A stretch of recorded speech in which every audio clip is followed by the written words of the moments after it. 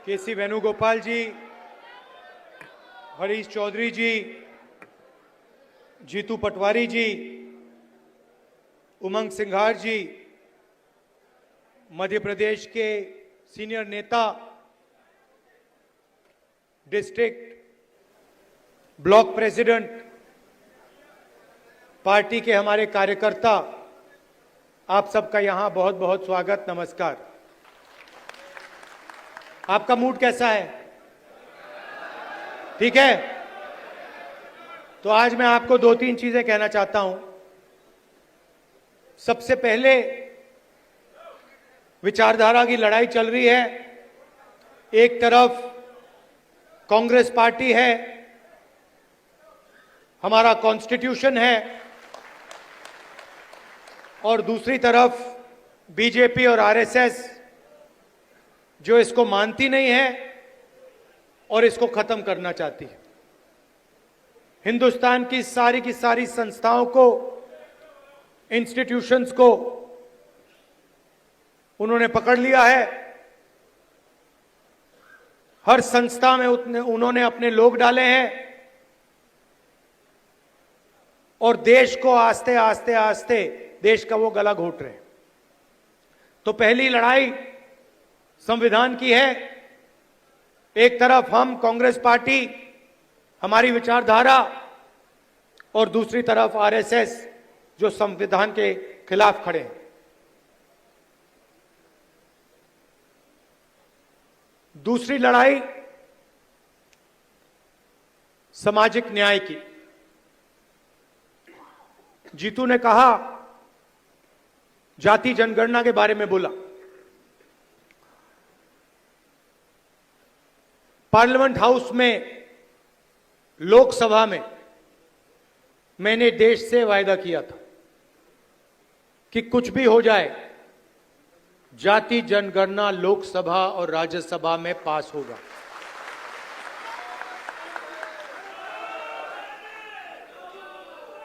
ये BJP RSS वालों को अब मैं अच्छी तरह जानता हूं।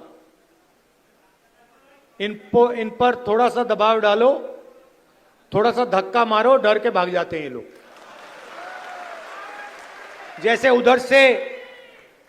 उधर से ट्रंप ने एक इशारा किया,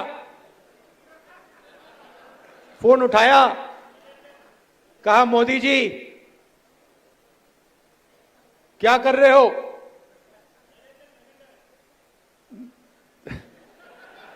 नरेंद्र सरेंडर, और जी हजूर करके नरेंद्र मोदी जी ने ट्रंप के इशारे का पालन किया। आपको एक समय याद होगा जब फोन कॉल नहीं आया था, 7th फ्लीट आई थी, 71 की लड़ाई में 7th फ्लीट आई थी, हथियार आए थे, एयरक्राफ्ट कैरियर आया था। इंदिरा गांधी जी ने कहा मुझे जो करना है मैं करूंगी।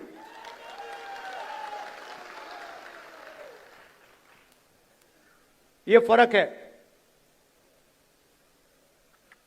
इनका कैरेक्टर है। ये सारे के सारे ऐसे हैं। आजादी के समय से सरेंडर वाली चिट्ठी लिखने की आदत है। एक सेकंड में थोड़ा सा दबाव पड़े, भैया ये लो। हाँ, तो ये इनका कैरेक्टर है। कांग्रेस पार्टी सरेंडर नहीं होती है। गांधी जी, जवाहरलाल नेहरू, सरदार पटेल, ये सरेंडर वाले लोग नहीं हैं। ये सुपर पावर से लड़ने वाले लोग हैं।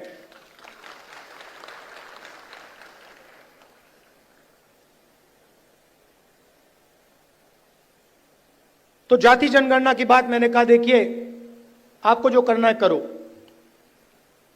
हम सामाजिक न्याय की लड़ाई लड़ेंगे और जाति जनगणना को हम लोकसभा में पास करेंगे। मोदी जी पहले कहते थे कोई जात नहीं है, फिर सिर्फ 4 जात हैं, चुनाव के समय वो ओबीसी बन जाते हैं। गडकरी जी ने कहा, मोहन भगवत ने बयान दिए,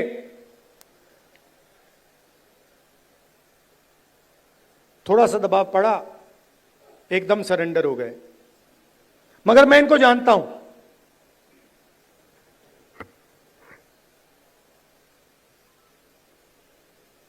जैसे इन्होंने महिला आरक्षण का काम किया था, वो 10 साल बाद वाला, यहां भी वही कोशिश है इनकी। ये करना नहीं चाहते हैं, ये दबाव में आकर बोल गए हैं, मगर ये करना नहीं चाहते हैं, क्योंकि ये इस देश में न्याय नहीं चाहते हैं। ये अंबानी अदानी वाला देश चाहते हैं, अरबपतियों वाला देश चाहते हैं, सामाजिक न्याय वाला देश नहीं चाहते हैं। मैं आपको तेलंगाना की बात करना चाहता हूं। 2 मॉडल हैं जाति जनगणना के, एक तेलंगाना का मॉडल और दूसरा बीजेपी का बिहार का मॉडल, और जो उनकी सोच का मॉडल है। तेलंगाना में जाति जनगणना कैसे हुआ मैं आपको बताना चाहता हूं। बिहार में बंद कमरे में सवाल चुने गए, ब्यूरोक्रेट्स ने सवाल चुने, बिना किसी से पूछे, बिना जनता से बातचीत किए, बिना दलितों से पूछे, बिना पिछड़ों से पूछे, बिना अति पिछड़ों से पूछे, बिना जनरल कास्ट से पूछे, बिना माइनॉरिटी से पूछे, बंद कमरे में 3-4 सवाल लिखे, जाति जनगणना कर दिया। तेलंगाना में हमने लाखों लोगों से सवाल पूछा, दलितों के संगठनों से, आदिवासी के संगठनों से, उनके नेताओं से, और हमने उनसे पूछा कि देखिए, हम जाति जनगणना करने जा रहे हैं, सर्वे करने जा रहे हैं, आप इस सर्वे में कौन से सवाल चाहते हो। 3.5 लाख लोगों ने हमारी प्रोसेस में एक साथ मिलकर सवाल निकाले, और उसके बाद बिहार में सेल्फ रिपोर्टिंग था।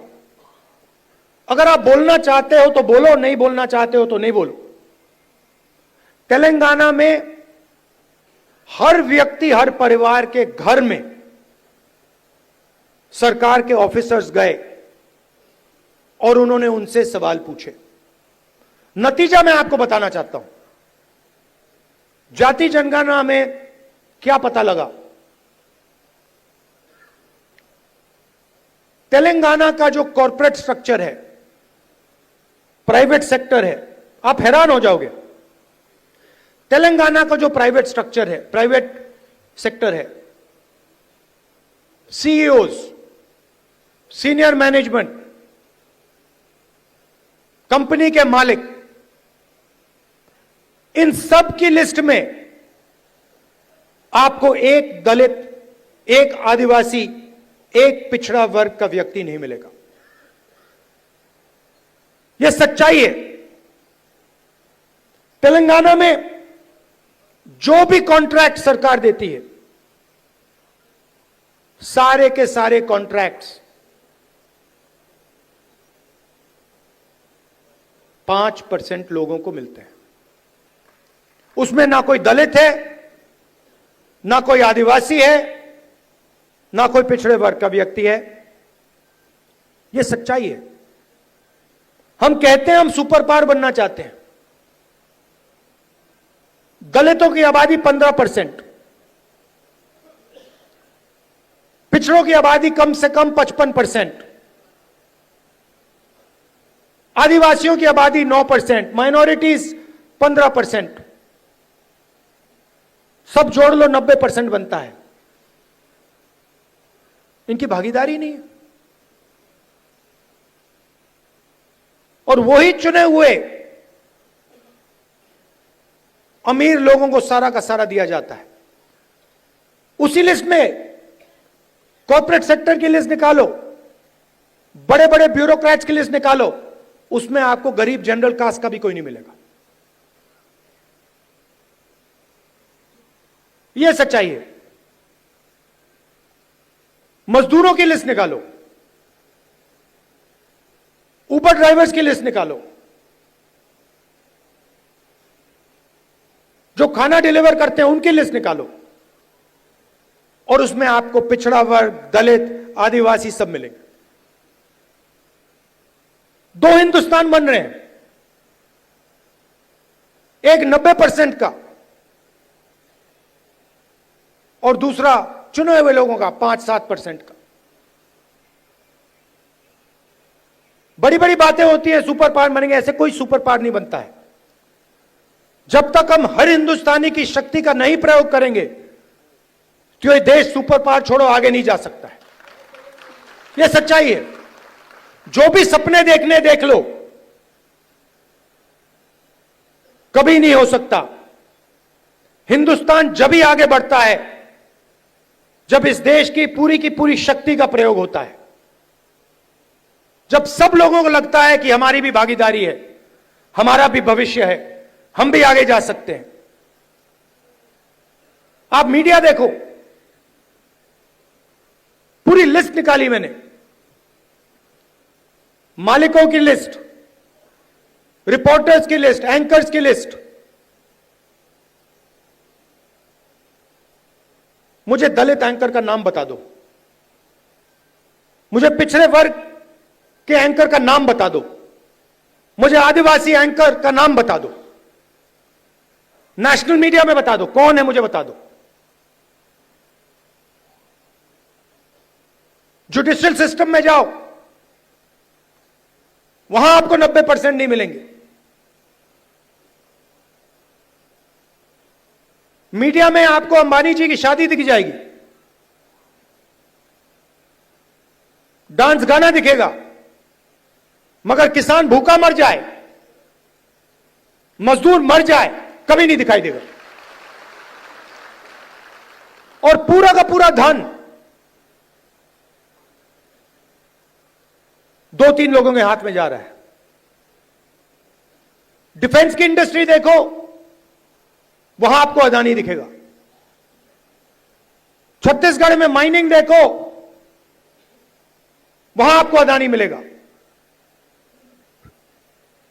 अदानी की सड़कों पे चलो, इंफ्रास्ट्रक्चर भी उसका, सीमेंट भी उसका, और कोई है ही नहीं। मतलब इन 2-3 लोगों को छोड़कर ऐसा लगता है कि इस देश में कोई बिजनेस वाला रहा ही नहीं। उधर अमेरिका में केस लगा हुआ है अदानी के खिलाफ, मगर हिंदुस्तान में जो भी ये करना चाहता है कर सकता है। क्यों? नरेंद्र मोदी का दोस्त है।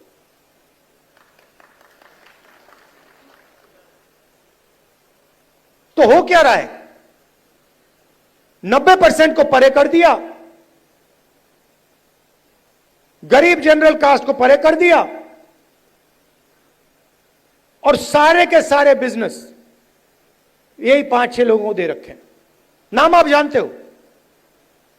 और ये क्या करते हैं? आप मुझे बताओ, अदानी बनाता क्या है? अदानी पूरा का पूरा चाइना का माल हिंदुस्तान में बेचता है।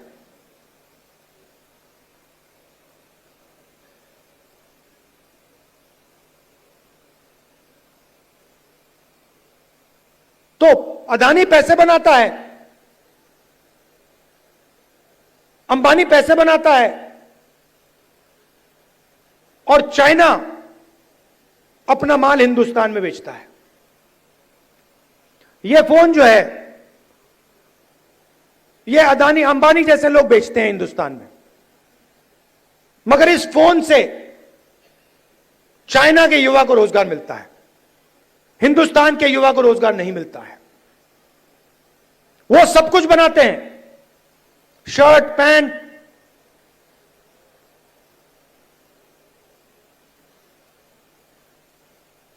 मोबाइल फोन, सोलर पैनल, और यहां पे बेरोजगारी फैलती जा रही है, फैलती जा रही है। जहां भी देखो, आप किसी भी युवा से पूछो, भैया क्या करते हो? कुछ नहीं करते हैं। क्या काम करते हो? नहीं, कुछ नहीं करते हैं।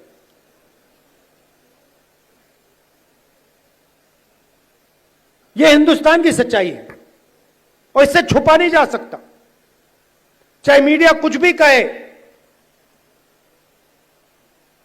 देश की सच्चाई है कि इस देश के युवाओं को रोजगार नहीं मिल सकता और इस देश के युवाओं का कोई भविष्य नहीं है। अगर आपको बिजनेस चलाना है हिंदुस्तान में, या आपका नाम अदानी हो या अंबानी हो, नहीं तो आपके लिए डिमोनेटाइजेशन, गलत जीएसटी,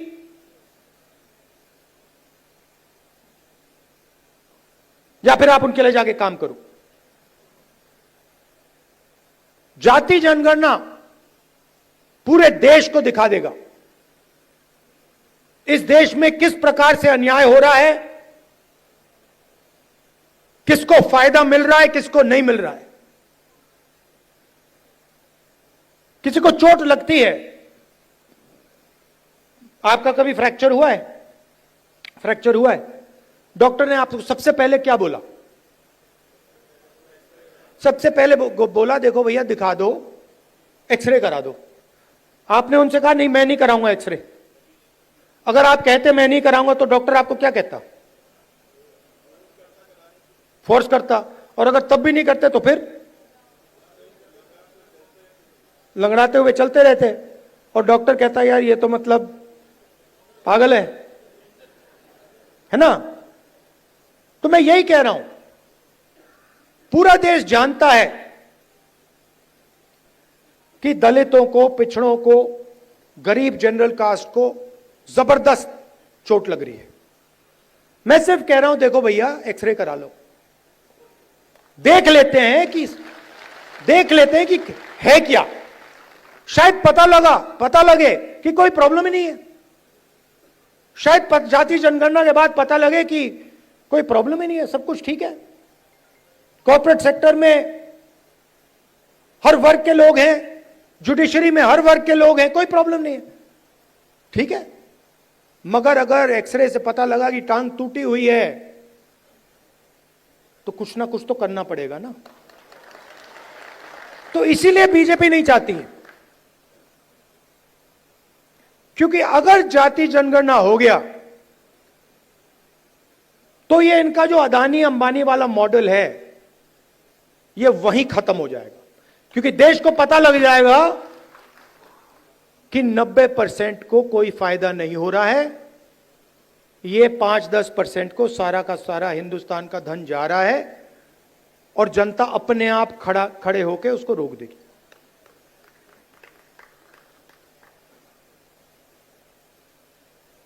ये लड़ाई चल रही है। और तेलंगाना मॉडल जो है वो जाति जनगणना करने का सही मॉडल है। तो हम जो चाहते हैं, जो जाति जनगणना होगा, चाहे मोदी करे या कांग्रेस पार्टी करे, वो तेलंगाना मॉडल वाला जाति जनगणना होगा। थोड़ी सी मध्य प्रदेश की बात करता हूं। देखिए यहां पे इस स्टेट में कांग्रेस की जो विचारधारा है, कांग्रेस के जो कार्यकर्ता हैं, कांग्रेस के विचारधारा के जो लीडर्स हैं, उनकी कोई कमी नहीं है। ये भरा पड़ा हुआ है। इसी कमरे में बीजेपी को हराने का टैलेंट बैठा हुआ है।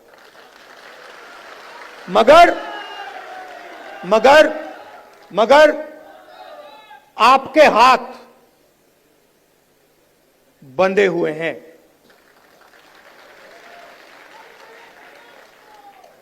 बंधे क्यों हैं?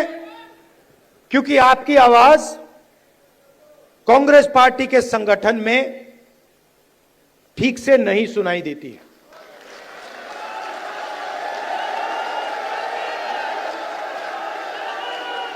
ये हमारी सेना है, ये लड़ने के लिए तैयार है, ये मरने के लिए तैयार है। बीच में 2-3 लोग उल्टे सीधे बयान देते रहते हैं।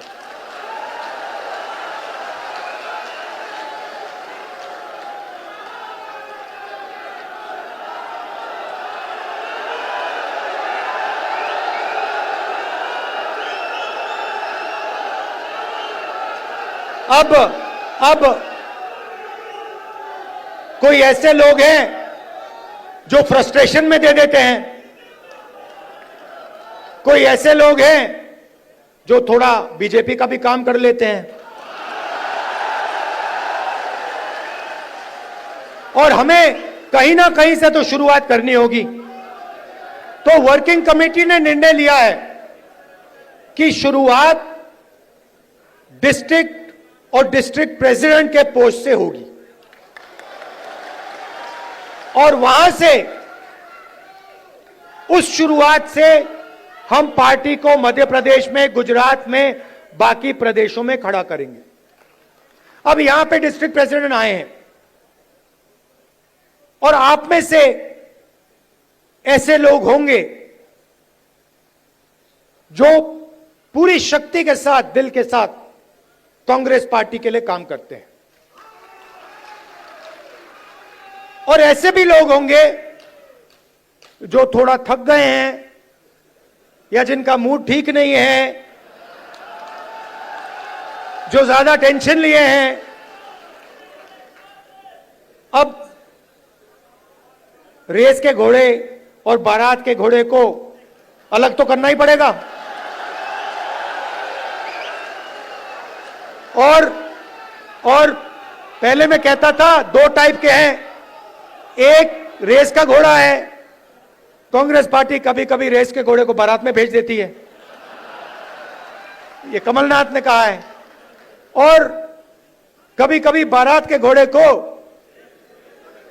रेस की लाइन में खड़ा कर देती है, उसको पीछे से वो एक चाबुक पड़ता है, वो वहीं बैठ जाता है।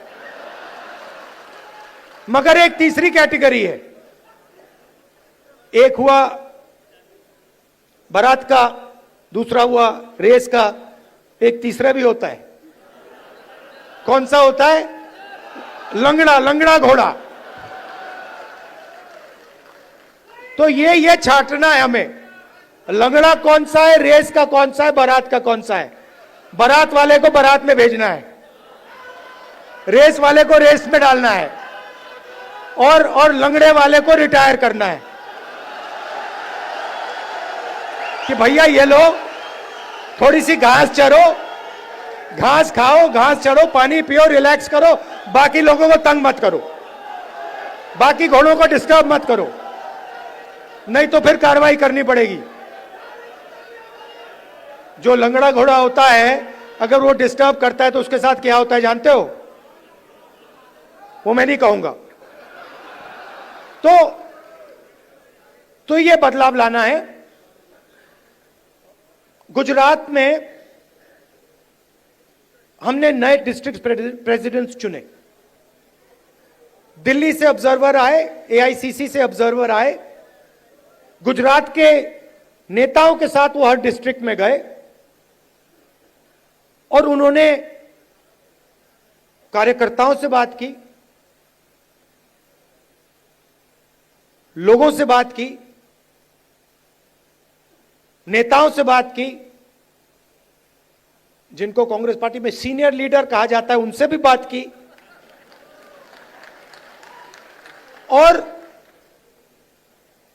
नाम चुनकर उन्होंने दिल्ली भेजे। मैं 2 लिस्ट देख रहा था, पुराने डिस्ट्रिक्ट प्रेसिडेंट्स, और मैं ये नहीं कह रहा हूं कि उसमें अच्छे लोग नहीं थे, और उनको फिर से डिस्ट्रिक्ट प्रेसिडेंट बनाया जा सकता है। तो हम किसी को कैंसिल नहीं कर रहे हैं। अगर आप अच्छा काम कर रहे हो, जो यहां डिस्ट्रिक्ट प्रेसिडेंट बैठे हैं, अगर आप अच्छा काम कर रहे हो, आपको कोई घबराने की जरूरत नहीं। मैंने वो 2 लिस्ट देखी, जमीन आसमान का फर्क है। एक लिस्ट कहना नहीं चाहिए, मगर सीनियर नेता के असिस्टेंट,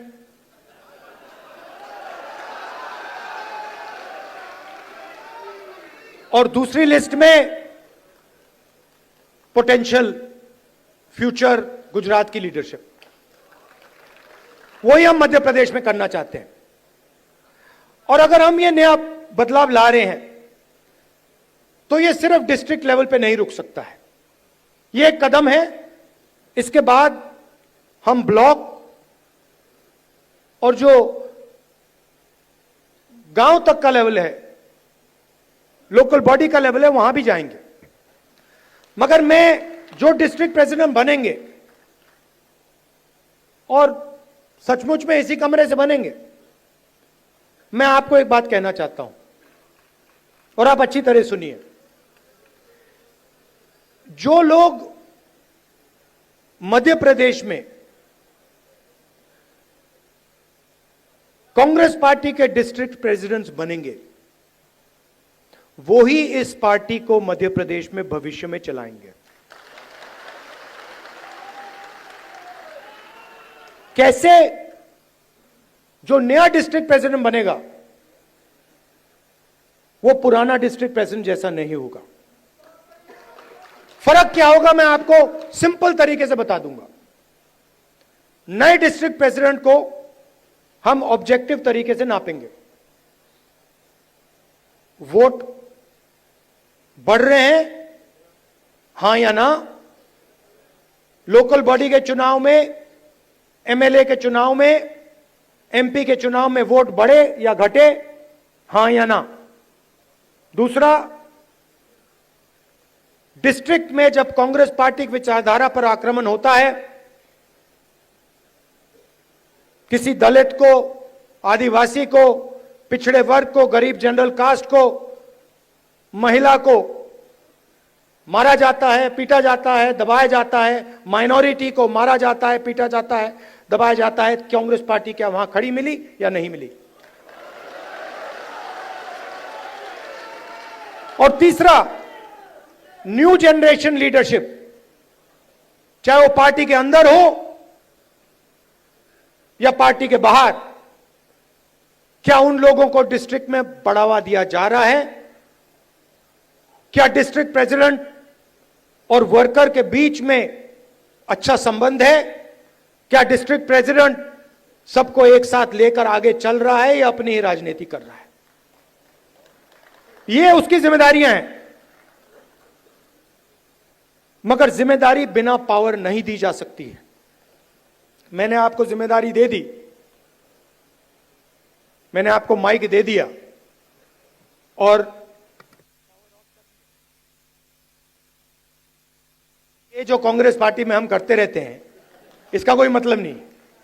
तो अगर हम आपको माइक दे रहे हैं तो उसमें कम से कम 440 का करंट होना चाहिए।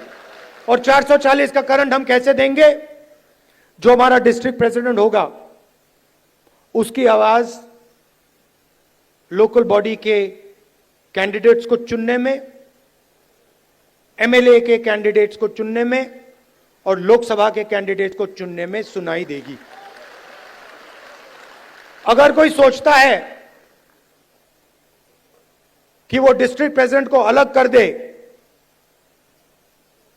और वो कांग्रेस पार्टी में आगे बढ़ेगा, तो वो आज के बाद गलतफहमी में है। तो हम 55 लीडर चाहते हैं मध्य प्रदेश के लिए, मध्य प्रदेश के भविष्य के लिए हम 55 लीडर को चुनना चाहते हैं। ये हमारे ऑब्जर्वर्स का काम है। और उसके बाद जैसे मैंने कहा, ब्लॉक का काम शुरू होगा, पंचायत लेवल का काम होगा, वार्ड लेवल का काम शुरू होगा। मगर ये एक बहुत गहरा कदम लिया जा रहा है। मैं जानता हूं कि आप लोग कांग्रेस पार्टी को आगे बढ़ाना चाहते हो। और मैं जानता हूं कि आपको कितना फ्रस्ट्रेट किया जाता है। मैं यहां आपको यह बताने आया हूं कि मैं आपके साथ खड़ा हूं और जो भी कांग्रेस पार्टी की विचारधारा की रक्षा करेगा, जो भी कांग्रेस पार्टी को मध्य प्रदेश में बढ़ाने की कोशिश करेगा, उसके साथ मैं खड़ा मिलूंगा।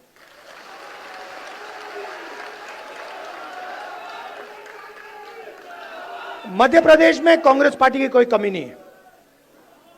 मैं आपको बता रहा हूं, आप मानो ना मानो, मैं आपको बता रहा हूं, जिस दिन आपने मन बना लिया, सिर्फ इस कमरे ने और किसी ने नहीं, जिस दिन इस कमरे में 20% लोगों ने मन बना लिया कि यार बीजेपी को उधेड़ के फेंकना है, उस दिन बीजेपी का आप परे कर दोगे।